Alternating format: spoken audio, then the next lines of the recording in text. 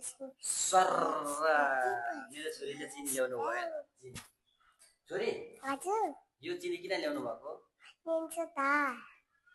चिनी खाने हो अनि चिनी खायो भने त अनि दाँतमा किरा लाग्छ हो के हुन्छ भन्नु त दाँतमा किरा लाग्छ अनि चिनी खानु हुँदैन नि अनि यो चिनीलाई के गर्नुपर्छ त्यसो भने त्यस्तो भने लुकाएर राख्नुपर्छ तिमी ज्ञानी मान्छे हो नि ल ज्ञानी मान्छेले त थोरै मात्रै चिनी खानुहुन्छ हैन यो खानु त थोरै निकालेर खानु न खान्छु थोरै मात्रै खानु ल हस् मेरो छोरी कति ज्ञानी नि अब यो बन्द गर्नु त ल ज्ञानी